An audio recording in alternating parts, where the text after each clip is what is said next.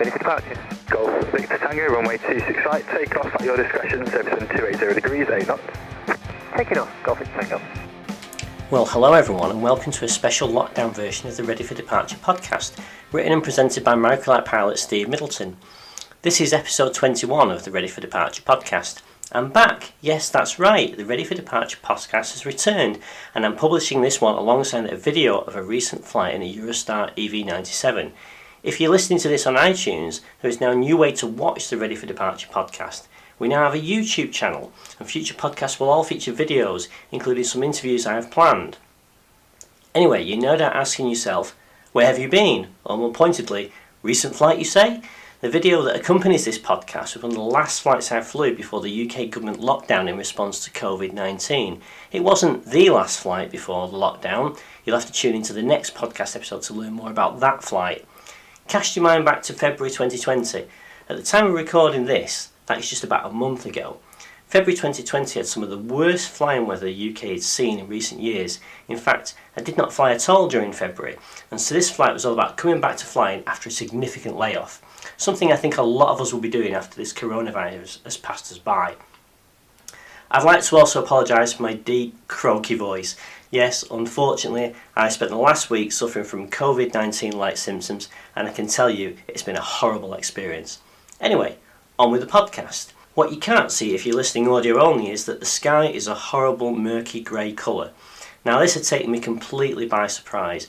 I'd actually planned a flight over Liverpool's controlled airspace, a flight I'd attempted once before but was denied a zone clearance due to how busy it was that day. And the primary reason for crossing Liverpool zone was to see and fly over the HMS Prince of Wales, which was docked at Liverpool. In fact, this was the last day the Prince of Wales was due to be in Liverpool. So this was my last chance to get over there.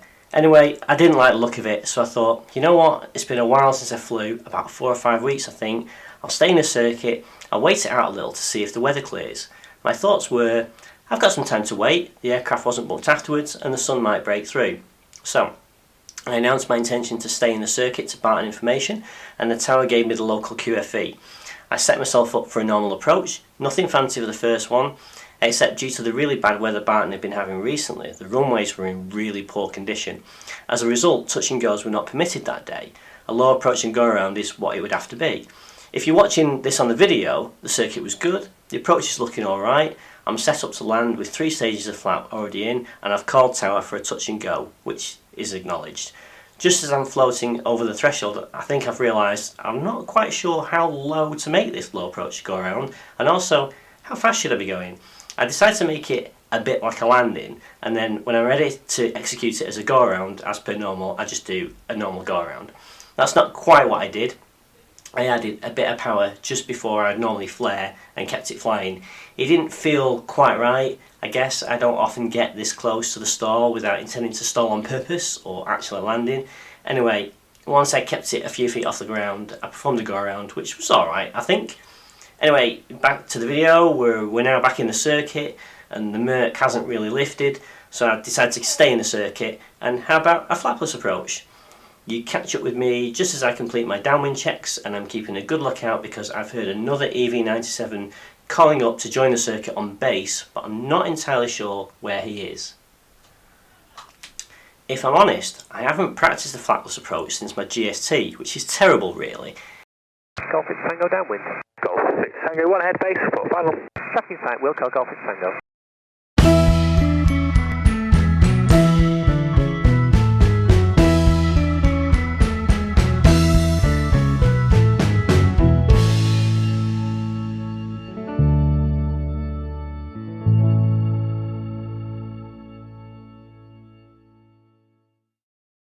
Anyway, if you're watching the video, I'll try and narrate along. If you're listening audio only, the circuit has been completed as normal, I've made my downwind calls and I'm on the base leg. I nearly forget and put first stage of flapping, but I catch myself at the last minute and the flapless approach is on. I think at the time I was pretty pleased with how this went. However, on looking back at the video, I think I probably floated for too long because I was only doing low approach and go arounds. It didn't properly simulate where and when I would touch down. I'm definitely conscious that because I've not got any flapping, the stall speed is a lot higher. So I don't let the speed bleed off too much, and I initiate the go around much earlier than I did on the previous circuits. I kept it low, built up plenty of speed before I even tried to climb away.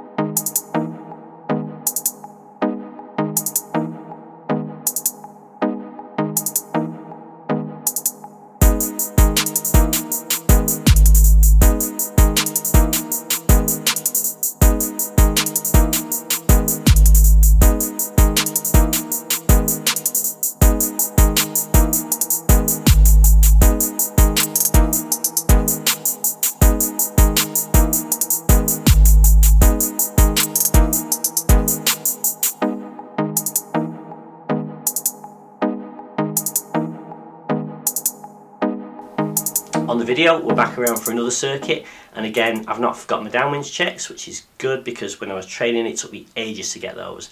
There's a helicopter joining from the west who I'm looking for, but I don't see him. Golf X Tango downwind. Golf X Tango 1 ahead base, for final. Tracking site, Wilco, Golf X Tango.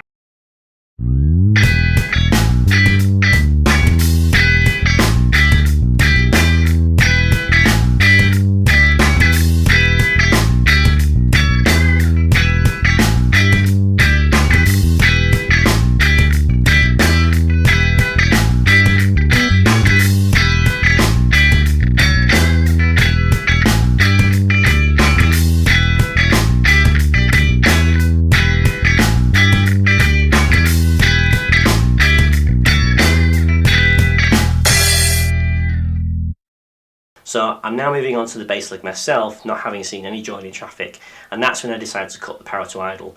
By rights, I should be able to make the runway from here. I've done it countless times in training. Let's see, shall we? The blue skies are starting to cut through the horrible black clouds and the sun is shining more than it was. However, I've been in up the circuit for nearly an hour now, and those watching the video may have noticed I'm dressed for work. Yep, I've got an 8-hour day to complete after this flight.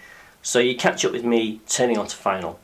Can't remember exactly when I called final. Unfortunately, the audio recorder had a low battery and died after only running for 5 minutes. I do remember feeling a bit guilty that the helicopter behind me was having to adjust his approach speed, probably because I just called that I was doing a glide approach, and also that this was to land as well.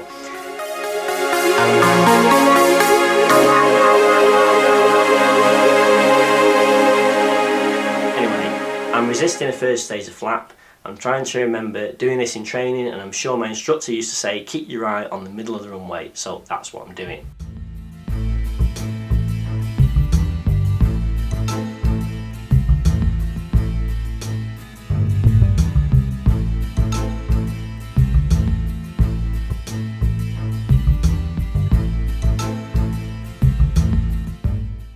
As I crossed the motorway, I thought about putting first stage of flap in, but paused for a second or so, then it goes in.